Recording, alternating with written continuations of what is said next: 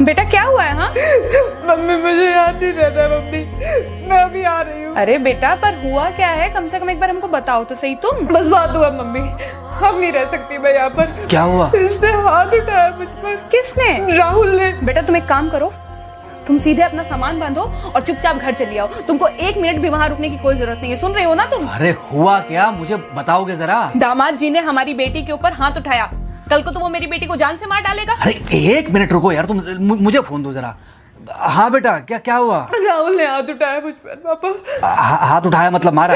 नहीं लेकिन हाथ उठाया मेरे ऊपर। मतलब मारा नहीं? नहीं लेकिन शाम को तो आकर मार सकता है ना मुझे वो गुस्से में था? हाँ बहुत। बेटा तुम तो शांत थी ना, तुम तो गुस्से में नहीं थी ना? नहीं मैंने भी गुस्से में बहुत सुनाया। तो अब क्या चाहती हो? मुझे नहीं रहना पापा, मैं घर आ रही हूँ। ठीक है बेटा, घर आ जाओ, लेकिन दोबारा जाओगी तो नहीं?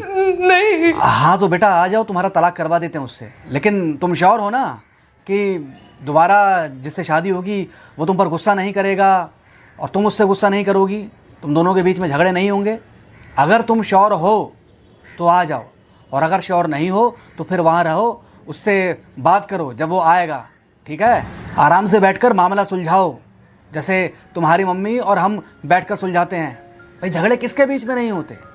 तुम्हारे भाई के बीच में भी हुए हैं, तुम्हारे और मेरे बीच में भी हुए हैं, तुम्हारी और तुम्हारी माँ के बीच में भी हुए हैं। कई बार तुम्हारी माँ ने तुम पर हाथ भी उठाया है, और कई बार ना सिर्फ हाथ उठाया है बल्कि मारा भी है। क्या तब भी तुम घर छोड़कर चली गई थी? बोलो। नहीं। तो फिर अब क्यों वो घर छोड़कर आना चाहती हो?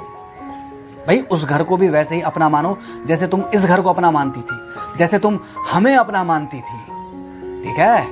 शाम को जब वो आएगा तो उससे प्यार से बात करना, जैसे हमसे करती थी लड़ने के बाद, ठीक है? क्या हुआ? फोन काट दिया लगता है। हाँ तो ऐसे कौन बोलता है अपनी बेटी को? अरे भाई आज हम जिंदा हैं तो वो लड़के आ जाएगी यहाँ, कल जब हम जिंदा नहीं रहेंगे तो फिर कहाँ जाएगी?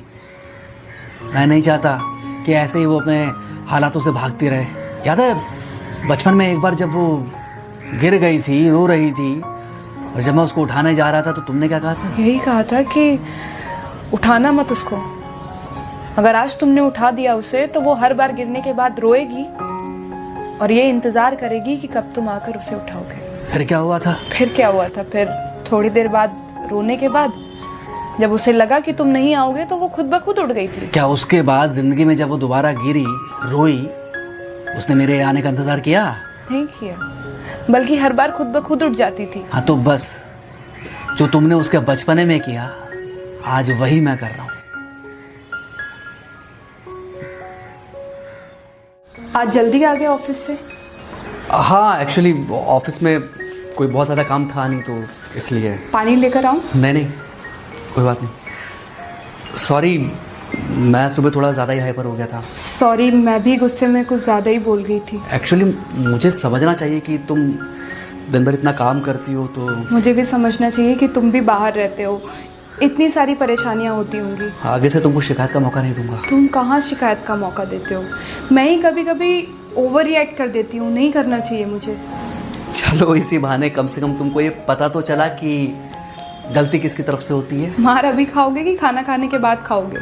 खाना खाने के बाद ही खा लूंगा। वैसे बिना प्रेस की शर्ट अच्छी लग रही है तुम्हारे ऊपर। Thank you. हाँ मम्मी। हाँ बेटा, दामाद जी आ गए क्या? मम्मी जी नमस्ते। खुश रहो बेटा, खुश रहो। बेटा सब नॉर्मल है ना? हाँ सब अच्छा है मम्मी। हाँ अच्छा ठीक है मम्मी, मैं अभी रखती हूँ। वो अभी ऑफिस से आए ना तो इनके लिए थोड़ा चाय बना देती हूँ। क्या हुआ? कुछ नहीं, कह रही थी कि अभी ऑफिस से आए और इन्हें चाय पिलाती हूँ। देखा जरा से गुस्से में अगर पानी ना डाला जाए तो घर बर्बाद होते देर नहीं लगती। अरे पति पत्नी के बीच में तो वैसे भी नहीं पड़ना चाहिए, जहां आप बीच में पड़े बस वहीं से दूरियां बढ़ी। अरे आजकल के जो माँ बाप है ना, इनका बड़ा योगदान रहता है बच्चों के तलाक में। पति पत्नी है, लड़ेंगे नहीं तो समझेंगे नहीं, समझेंगे नहीं तो ये नहीं समझेंगे कि जिंदगी में एडजस्ट करना कितना जरूरी होता है, घर के अंदर भी और घर के बाहर भी। वही तुम्हारी पुरानी बातें है ना? मेरी इन्हीं पुरानी बातों की वजह से हम आज भी साथ हैं। डाउनलोड मौज। क्या ये पूरा मामला हुआ था? बच्चा आया था, कहा गया था वो पानी पीने का। बच्चा नहीं था। मैं बहुत दिनों से मीडिया को समझा रहा हूँ, यहाँ ये 15-15 साल के अपराधी हैं, ये बच्चे नहीं हैं। ये बहुत जहरीले अपराधी हैं, बच्चा मत कहो। जब कोई इसे कहता ना बच्चा था, मुझे इतना अफसोस आप लोगों की अज्ञानता पे होता कि मैं आपको बता नहीं सकता। वो बच्चा नहीं था, वो अपराधी था। लेकिन 15 साल उसकी उम्र थी, नाबालिग था, बच्चा ही कहेंगे उसे। और जिसने निर्भया का रेप किया था और निर्भया जिसके कारण मरी, वो क्या था? अफरोज नाम था ना शायद उसका, वो भी नाबालिग ही था। अभी डॉक्टर BS तोमर के हमारे यहाँ हत्या हुई, वो भी नाबालिग ही थे। ये जो इतना ज्यादा क्राइम आज कर रहे हैं सब नाबालिग है, तो इनको सबको बच्चा मान के छोड़ते रहे। आज कानून में संशोधन की जरूरत है। मुसलमान के लिए 11 साल के बाद का अपराधी बनना चाहिए। जितनी चैन स्नैचिंग यहाँ हो रही है, जितने बलात्कार हो रहे हैं, जितनी छेड़छाड़ हो रही है, वो यही कर रहे हैं जिन्हें बच्चा बोलती हो। ये बच्चे नहीं है, ये बच्चे नहीं है, ये प्रशिक्षित अपराधी हैं। एक युद्ध चल रहा है यहाँ पे, हम लोगों के खिलाफ एक युद्ध चल रहा है जिसे हिंदू मानना नहीं चाहता, लेकिन सत्य तो ये है कि इस युद्ध के ये युद्ध अपराधी हैं।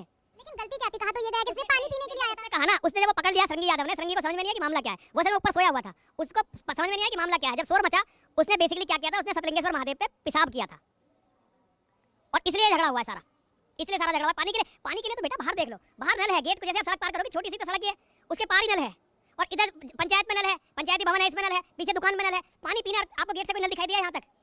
मतलब कम से कम 500 मीटर पे नल है, तो मतलब उसे यहाँ इतना अंदर तो आना था, वहाँ उसे नल नहीं दिखाई दिया।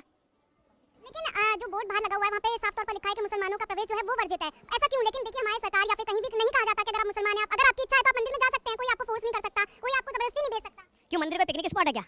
मंदिर है क्या? ये मंदिर है आस्था का केंद्र, जिसकी हमारे धर्म में, हमारे उसमें आस्था नहीं, वो क्यों आएगा मंदिर में? जो कारण थे वो तो छोड़ो, लेकिन तुम मुझे लॉजिकल ये बताओ कि जिसकी हमारे धर्म में आस्था नहीं, वो अपने भगवान के सिवा किसी, उनका कोई अल्लाह है उसके सिवा किसी को मानते नहीं, जिसकी मूर्तियों से तोड़ते हैं, मूर्तियों पे पेशाब करते हैं, हमारी बेटियों को शिकार मानते हैं, वो हमारे मंदिर में क्यों आएंगे? मुझे ये बता दो बेटा, क्यों कोई जबरदस्ती है कि मंदिर में जाना? अपनी मस्जिदें इतनी सारी बना ली है, यहाँ 50 मस्जिदें हैं चारों तरफ, 50 मस्जिद मदरसे हैं, उनमें क्यों नहीं चले जाते? यहीं आने की क्या जिद है? इसी मंदिर में आने की क्या जिद है? लेकिन आप जैसे कह रहे हैं कि घटना ये थी कि उसने शिवलिंग पर पेशाब कर दिया था, लेकिन अगर मान लीजिए वो पानी पीने के लिए ही आता मंदिर में, फिर भी उसे प्रवेश नहीं मिलता। नहीं, लेकिन पीटा नहीं जाता। अगर पानी पीने के लिए आता तो हम उससे कहते थे भाई चला जा, तुझे यहाँ पानी नहीं मिलने वाला। इस मंदिर में पानी मुसलमानों के लिए नहीं है, नहीं है। इस मंदिर का कोई चीज मुसलमानों के लिए, हाँ चुरा लेते हैं, वो डकैती डालते हैं, 4 बार इस मंदिर में डकैती डाली है, वो होता है, वो जबरदस्ती चाहे हमें मार भी दें, वो तो एक अलग बात है। लेकिन हमारी इच्छा से हम मुसलमानों को यहाँ एक बूंद पानी नहीं देते भाई, नहीं देते, और हम नहीं चाहते कि वो यहाँ पे आए। लेकिन जिस तरह से इस पूरी घटना की वीडियो बनाई गई है, वो वायरल भी हो रही है वीडियो, बुरी तरीके से उस बच्चे को पीटा जा रहा है, तो कहीं ना कहीं आपको ये नहीं देखे बिल्कुल इस्लाम के जिहादी जो कत्ल करते हैं हमारे बच्चों को, तुमने जो है सचिन की लाश नहीं देखी, सचिन गौरव की लाश नहीं देखी, वो भी तो बच्चे थे, उनसे कोई सिंपैथी नहीं है। और 5 लोग अभी जो यहाँ गाजियाबाद में मारे हैं, गोविंदपुरम के बराबर में, उनकी लाश नहीं देखी, जो गर्दन काट के हलाल करे गए हैं। बेटा वो बच्चे नहीं थे क्या? वो तो 9 साल के थे, 7 साल के थे, घर में घुस के कत्ल करे गए हैं। उनको नहीं दिखाई दे रहा किसी को? ये बड़ा दिखाई दे रहा है। ये चश्मा बदलो मेरी बेटी, चश्मा बदलो, चश्मे को थोड़ा सेट करो। ये अलग चीजें हैं जो तुम लोग देख रहे हो, और मैं जो देख रहा हूँ वो चीजें अलग है।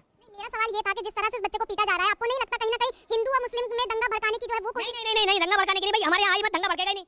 आएगा तो पिटेगा, आएगा बदतमीजी करेगा, पिटेगा, पक्का पिटेगा। और अगर ये तो मैं नहीं था, अगर मैं होता तो इससे ज्यादा होता मामला, और वीडियो भी नहीं बनती। फिर वीडियो इसलिए बनी कि मैं नहीं था यहाँ पे।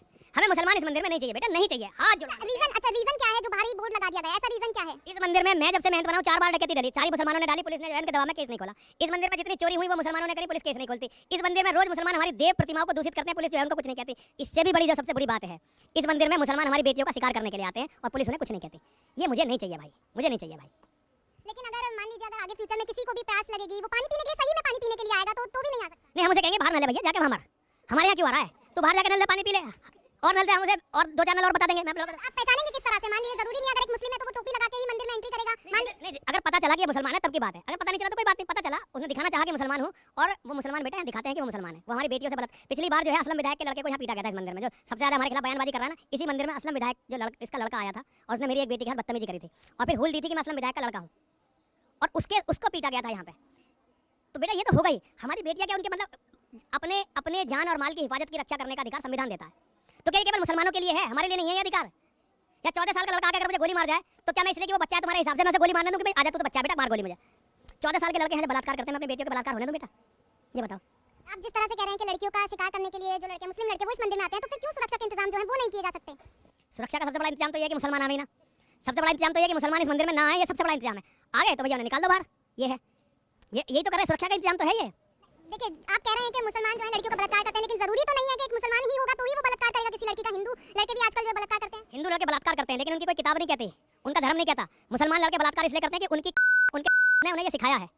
मेरे भगवान ने बलात्कार नहीं सिखाया। एक किताब दिखा दो, एक किताब मेरी बेटी दिखा दो हिंदू धर्म की जो बलात्कार सिखाती हो। तो हिंदू जो बलात्कार कर रहा है, अच्छा एक सबसे बड़ी बात जिसका मुझे सबसे ज्यादा टीस है, हिंदू कोई भी हिंदू हो, मान लो तुम्हारा कोई छोटा भाई है, अगर वो किसी लड़की को छेड़ता है और मैं शिकायत लेकर तुम्हारे पिताजी के पास जाता हूं, तुम्हारे पिताजी क्या करेंगे? वो ये भी नहीं देखेंगे कि शिकायत सच्ची है झूठी है, वो तुम्हारे भाई को डांटेंगे, उसे मारेंगे। एक हिंदू ये करता है। यहाँ मुसलमान लड़की छेड़ते थे और हम अगर उन्हें कुछ कहते थे ना, तो इतनी बड़ी बड़ी दाढ़ी वाले मौलाना हमसे लड़ने के लिए आते थे और हमारी बेटियों को बचलन बताते थे। तुम्हारा लड़का आके हमारे मंदिर में लड़की छेड़ रहा है और तुम हमारी बेटियों पर टीका टिप्पणी कर रहे हो। ऐसा सहन करने के लिए मैं यहाँ नहीं बैठा हूँ, और ये एक बार नहीं हुआ, ये मेरे साथ 6-7 बार हुआ लगातार। मेरे साथ हुआ ये, और तो यहाँ बोलते नहीं थे। मुझसे पहले यहाँ कोई इस बात को बोलता नहीं था, और भारतवर्ष में मुझसे पहले कोई जो है के बारे में इतना खुलकर बोलता ही नहीं था। पता है, ये बात सबको है, सबको पता है मैं सच बोल रहा हूँ, लेकिन बोलने की हिम्मत किसी की नहीं थी। लेकिन मैं बोल रहा हूँ ना, और कल को लोग बोलेंगे, लोगों में हिम्मत आएगी। आज यहाँ लड़के खड़े हैं ना इतने सारे, पहले कोई नहीं खड़ा होता था यहाँ, आज ये खड़े हैं ना बच्चे, तो एक दिन ये सब जगेंगे और ये होगा, हिंदू जगेगा। बस मेरा एक आखिरी सवाल ये है, जो मैंने अभी मंदिर के आसपास तस्वीर देखी, यहाँ पे जितना मुझे लगा कि ज्यादा संख्या में शायद मुस्लिम जो है वो रहते हैं। 5% मुसलमान, केवल 5% हिंदू हैं, केवल 5% हिंदू। और तुम इसका मतलब समझ नहीं सकते मेरी बेटी, इसका मतलब तुम नहीं समझ सकते, क्योंकि तुम जहाँ रहती हो, शायद नोएडा में रहती होगी, और वहाँ तुम बिल्कुल सुरक्षित हो, अपनी सोसाइटी में रहती होगी, तो तुम इसका मतलब नहीं समझ सकते कि जहाँ 95% मुसलमान होते हैं, वहाँ लोगों का जीवन कितना नरक होता है, क्या होता है।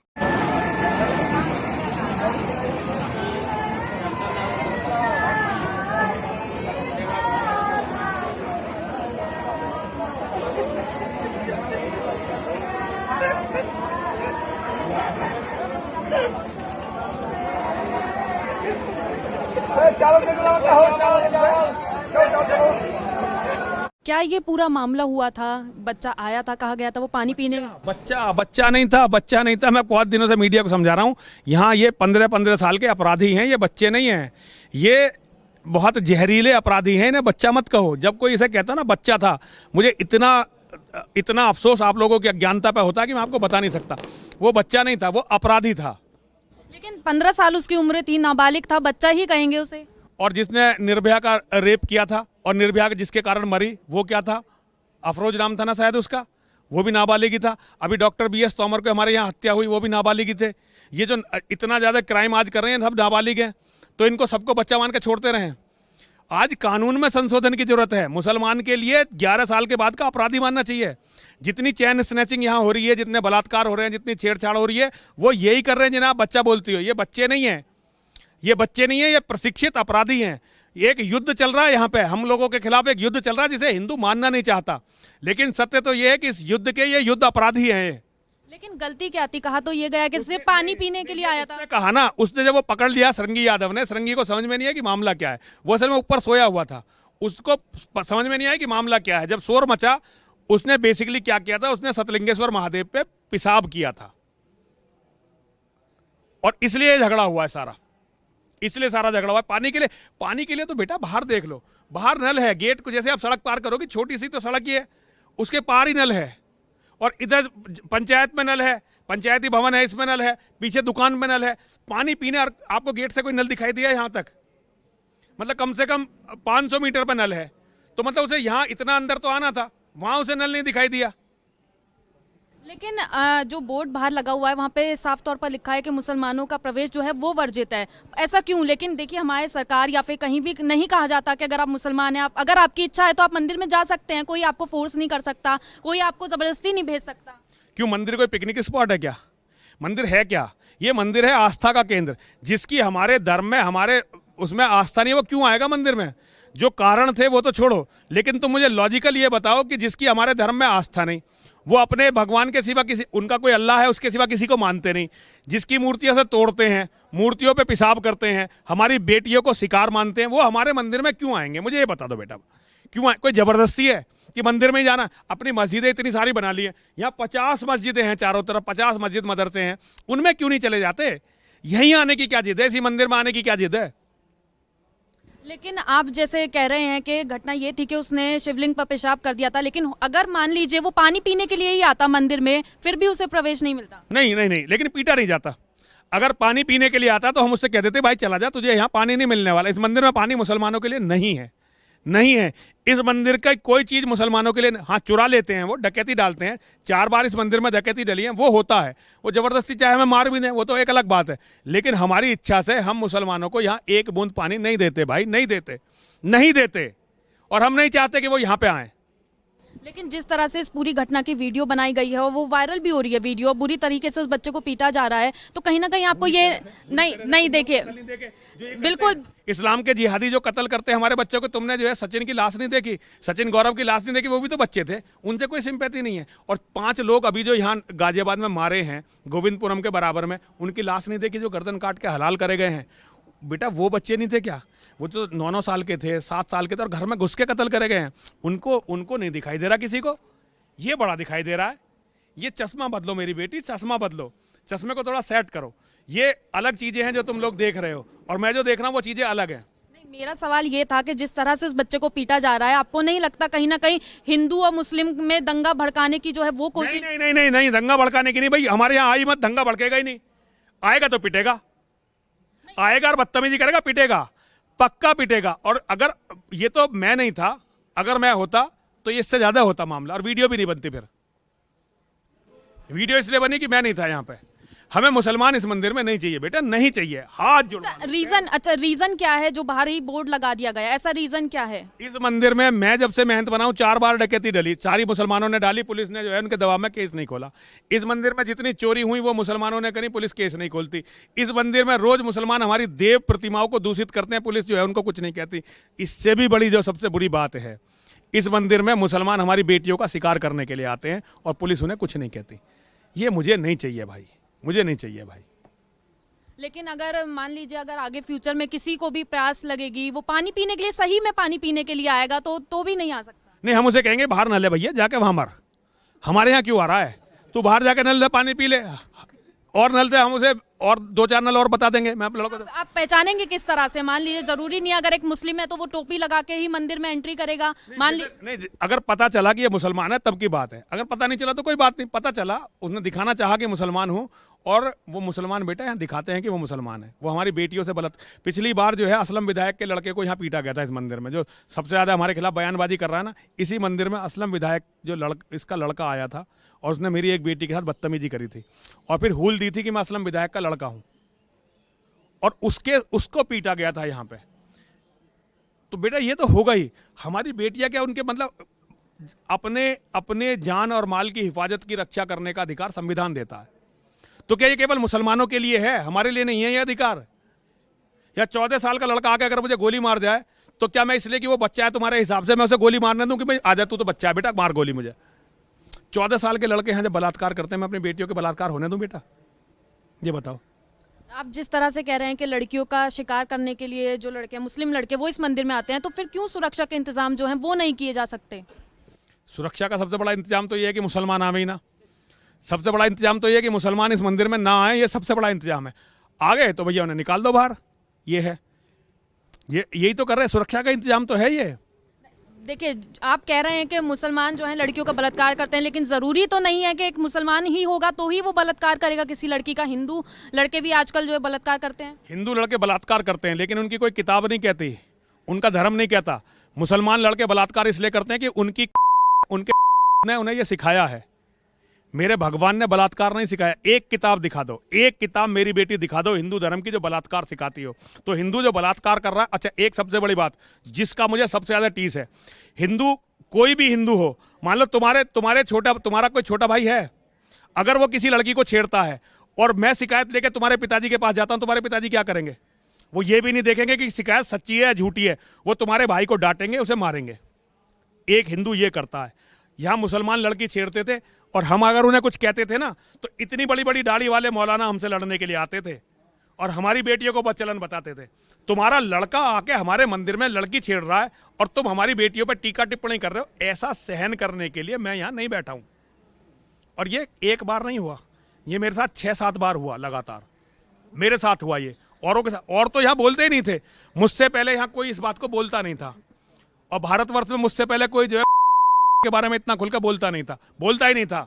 पता ये बात सबको है, सबको पता है मैं सच बोल रहा हूँ, लेकिन बोलने की हिम्मत किसी की नहीं थी। लेकिन मैं बोल रहा हूँ ना, और कल को लोग बोलेंगे, लोगों में हिम्मत आएगी। आज यहाँ लड़के खड़े हैं ना इतने सारे, पहले कोई नहीं खड़ा होता था यहाँ, आज ये खड़े हैं ना बच्चे, तो एक दिन ये सब जगेंगे और ये होगा, हिंदू जगेगा।